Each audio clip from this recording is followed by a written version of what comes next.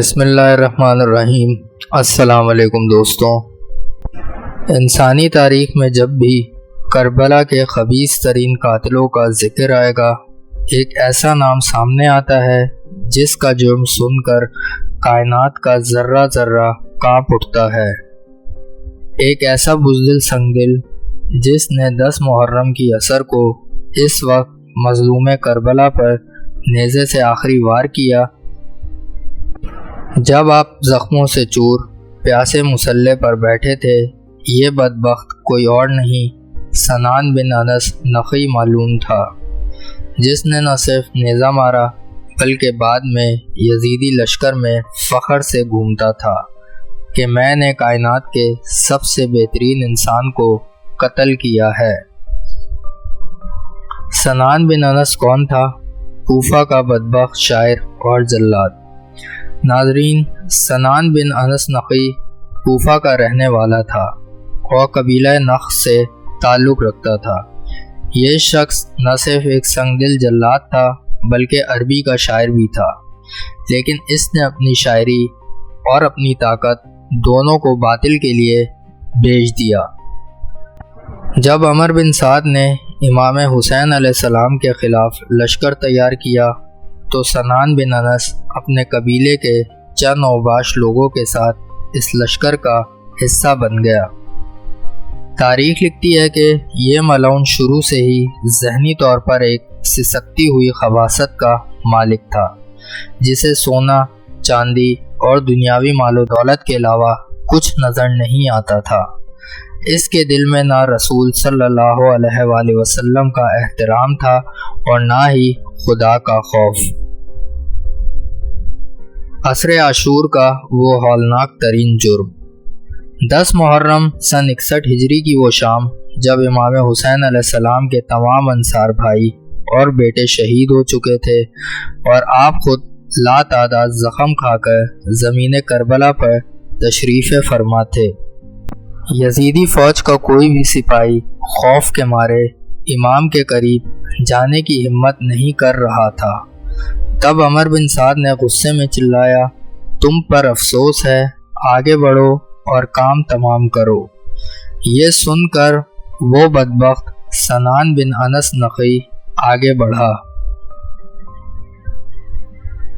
اس نے اپنے گھوڑے کو دوڑایا اور اپنے ہاتھ میں پکڑے ہوئے زہریلے اور بھاری نیزے سے امام حسین علیہ السلام کے سینے مبارک پر ایسا شدید وار کیا کہ آپ گھوڑے کی زین سے زمین پر تشریف لائے۔ روایات میں آتا ہے کہ نیزے کا وار کرنے کے بعد یہ ملعون گھوڑے سے اترا اور شمر کے ساتھ مل کر اس نے امام کے سر مبارک کو تن سے جدا کرنے کی گستاخی بھی کی۔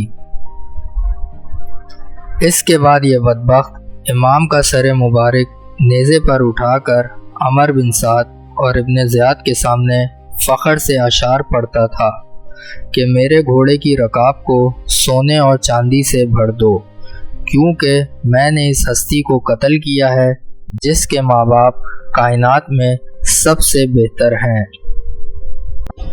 ابن زیاد نے اس کے اشعار سن کر کہا، اگر تو جانتا ہے وہ سب سے بہتر ہیں تو نے انہیں قتل کیوں کیا اور اسے دربار سے بھگا دیا۔ کربلا کے بعد کی ذلت اور پاگل پن۔ کربلا کے واقعے کے بعد ہی سے خدا کا عذاب اس ملعون پہ شروع ہو گیا۔ دنیاوی انعام تو اسے کچھ نہ ملا، لیکن مکافات عمل کے تحت وہ ذہنی توازن کھو بیٹھا۔ وہ جب بھی پانی پینے لگتا اسے پانی میں خون نظر آتا، لوگ اسے دیکھ کر راستہ بدل لیتے اور اسے ملعون کہہ کر پکارتے۔ وہ اپنے ہی گھر میں ایک قیدی بن کر رہ گیا تھا، لیکن اس کا اصل انجام ابھی باقی تھا۔ بصرہ کی طرف فرار اور سراغ رسانوں کا گھیراؤ۔ سن 66 ہجری میں جب جناب مختار سقفی نے کوفہ میں حکومت قائم کی اور قاتلان کربلا کا شکار شروع کیا تو سنان بن انس کو معلوم ہو گیا کہ اب ابو عمرہ کی تلوار اس کی گردن تک پہنچنے والی ہے۔ وہ خوف کے مارے रातों रात भेस बदल कर कूफा से भागा और बसरा की तरफ निकल गया। लेकिन जनाब मुख्तार के सुराग रसां और मुखबर पूरे इराक में फैले हुए थे। उन्होंने रास्ते में ही इस मलऊन को पहचान लिया। मुख्तार के सिपाहियों ने इसे चारों तरफ से घेर लिया। वो बुढ़ा जल्लाद जो करबला में शेर बना हुआ था, अब अपनी जान बचाने के लिए सिपाहियों के पांव पड़ने लगा। सिपाहियों ने उसे लोहे के एक भारी पिंजरे और जंजीरों में जकड़ा और घसीटते हुए वापस कूफा ले आए। उबलते हुए तेल की सज़ा, इबरतनाक अंजाम। जब सनान बिन अनस को जनाब मुख्तार सख्फी के सामने पेश किया गया तो दरबार में मौजूद हर शख्स की आंखों में गुस्से के आंसू थे। मुख्तार ने तड़प कर कहा, ओ मलऊन, तूने इस नेज़े से मेरे मौला का सीना छन्नी किया था। आज तुझे वो सज़ा मिलेगी कि जहन्नुम की आग भी तुझ पर रोएगी। जनाब मुख्तार ने सनान बिन अनस के लिए ऐसी लर्ज़ाखेज़ सज़ा चुनी जो दूसरों के लिए क़यामत तक इबरत बन जाए। सबसे पहले मुख्तार के हुक्म पर जल्लादों ने सनान बिन अनस की वो ज़बान काट दी जिससे वो अहले बैत की शान में गुस्ताखी करता था और यजीद के दरबार में फ़ख्रिया अशार पढ़ता था।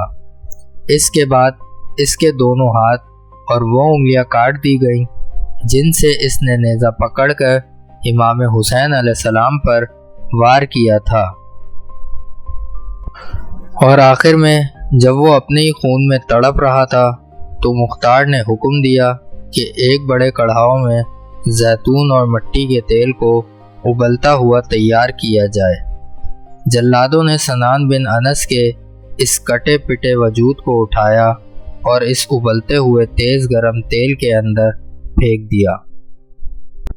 तारीख लिखती है कि वो मलऊन कई घंटों तक इस उबलते हुए तेल में जिंदा उबलता रहा, चीखता रहा, इसका गोश्त हड्डियों से अलग होता रहा, यहाँ तक कि इसका नापाक वजूद पिघल कर ख़त्म हो गया और वो जलील तरीन मौत मर कर वासिले जहन्नुम हुआ। नाजरीन, सनान बिन अनस का ये हौलनाक अंजाम दुनिया को बताता है कि जो लोग खुदा के वलियों पर जुल्म करते हैं, कुदरत उन्हें दुनिया में ही निशाने इबरत बना देती है। सनान बिन अनस की राख का भी दुनिया में कोई निशान नहीं, लेकिन हुसैन अलैहिस्सलाम का नाम, इनका रोज़ा और इनकी याद आज भी कायनात के ज़र्रे ज़र्रे में ज़िंदा है। अगर सनान मलऊन के इस इबरतनाक अंजाम की ये दस्तावेज़ी वीडियो आपके दिल को छू गई हो तो कमेंट सेक्शन में या हुसैन लिखें। वीडियो को लाइक और शेयर करें और मज़ीद ऐसी तारीख़ी दस्तावेज़ी वीडियोस के लिए हमारे चैनल को सब्सक्राइब ज़रूर करें। अल्लाह हाफ़िज़।